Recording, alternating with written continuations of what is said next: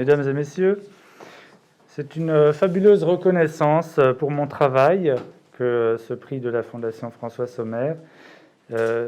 J'aimerais immédiatement observer que cette enquête de terrain est fondamentalement une réalité collective. Ce sont des dizaines de rencontres, des jours et des jours de marche dans la forêt, dans les plaines, avec des piégeurs, des chasseurs qui m'accompagnaient, sur les pas du cerf et du lapin. Et les émotions que contient ce livre, qui viennent d'être évoquées, qui touchent certains lecteurs, et j'en suis très heureux, ce n'est pas moi qui les ai inventées, ce sont les joies, les indignations, les nostalgies, des personnes que j'ai rencontrées et qui me les ont confiées et dont j'ai subi finalement la contagion. J'ai voulu transmettre ces émotions venant de mondes étonnamment divers, qui sont proches parce que tout près de chez nous, et pourtant étonnamment méconnu et lointain. Ce prix est pour moi une reconnaissance pour l'enquête ethnographique de terrain que je considère comme la source la plus féconde et la plus bouleversante du savoir. Trop souvent, les débats publics et les discours politiques ressassent des stéréotypes en ignorant totalement les enquêtes en anthropologie, en sociologie, en histoire. Et je suis très heureux que ce prix souligne la validité de la recherche en sciences sociales pour nourrir la réflexion commune.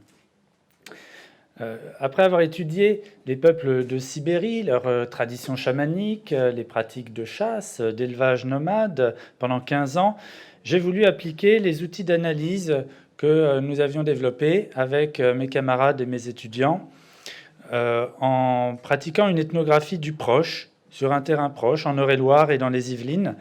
Il s'agissait d'éclairer le proche par le lointain et le lointain par le proche, selon les termes de Claude Lévi-Strauss. Très rapidement, j'ai réalisé que les conflits que je découvrais entre militants anti-vénerie et veneurs, mais aussi suiveurs, entre chasseurs également, puisqu'il s'agit de mondes qui ont des intérêts souvent divergents et des visions conflictuelles du rapport au territoire et aux animaux, eh bien ces conflits étaient l'aboutissement de longues tensions séculaires sur la propriété des forêts. A-t-on le droit de ramasser le bois sec gisant? À qui appartiennent les animaux sauvages? Est-ce que celui qui les nourrit, qui les agrène, a une sorte de légitimité, de droit de propriété sur ces animaux? Ou bien sont-ils res nullius? Sont-ils un bien commun, un don de Dieu que nous avons obligation de partager? Quelles sont les continuités, les discontinuités entre les hommes et les autres animaux en termes de physiologie, de sensibilité, de capacité de souffrance, d'âme, d'émotion et même de vie sociale, de transmission entre les générations que beaucoup de témoins m'ont dit avoir vu se faire aussi bien chez les sangliers que entre les biches et les faons.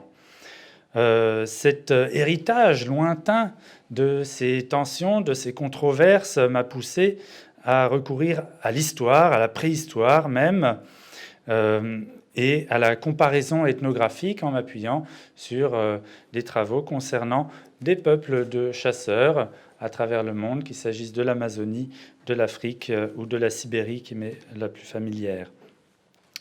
J'aimerais dédier ce prix à deux protagonistes discrètes de ce livre, dont beaucoup de gens sur le terrain m'ont parlé avec des étincelles dans les yeux. Ils ne les voient plus que dans leurs rêves, la nuit, parce qu'elles ont quitté leur paysage familier. C'est la perdrix et l'hirondelle. Où sont-elles parties? Me demandait-on, comme si je le savais. La perdrix a perdu 95% de ses effectifs en 30 ans. Il y a exactement 60 ans, Rachel Carson, dans son livre « Le printemps silencieux », alertait le monde sur la disparition des oiseaux sous l'effet du DDT et d'autres pesticides. Aujourd'hui, mon livre voudrait illustrer l'automne silencieux auquel nous arrivons.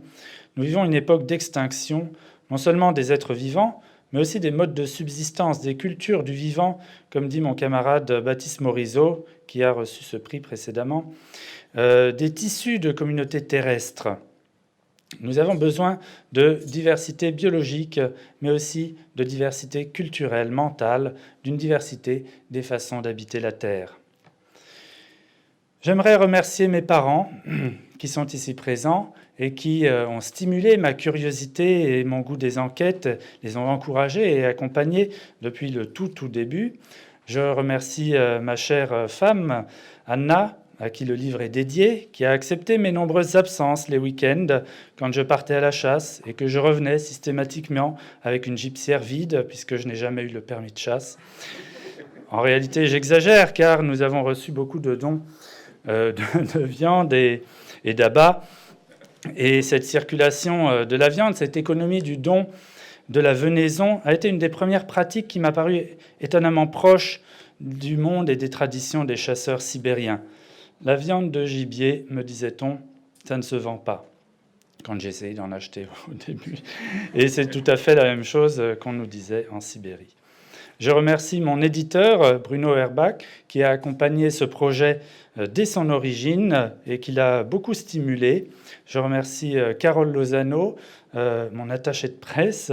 Ce n'est pas juste à moi, mais elle m'accompagne avec beaucoup de persévérance dans le marathon des entretiens, des interviews depuis plusieurs années. Et puis, c'est un privilège et une satisfaction particulière de recevoir cette reconnaissance de la part de la Fondation François Sommer.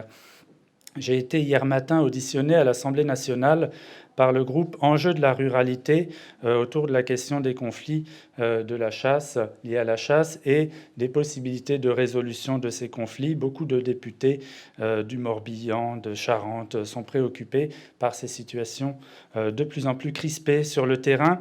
La discussion nous a amené à nous interroger sur les raisons de cet étonnant divorce typiquement français entre le monde de la chasse et celui de la protection de la nature.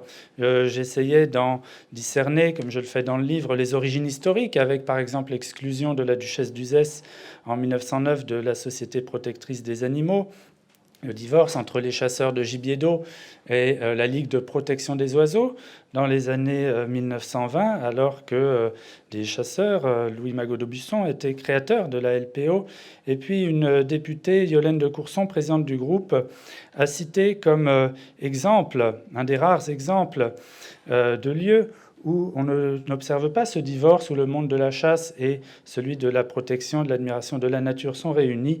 C'était pour elle la revue Bibaude, qui effectivement a été, sous la conduite d'Anne de Malray, un véritable laboratoire d'idées ces dernières années, qui m'a aidé dans des discussions avec d'autres auteurs qui ont participé, Nastasia Martin, Baptiste Morisot, que je citais tout à l'heure, qui m'ont aidé donc à élaborer les idées qui guident ce livre et à me lancer dans cette enquête et dans ce projet pour en faire un livre.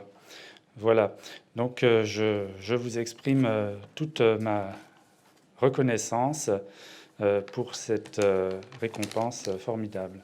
Merci.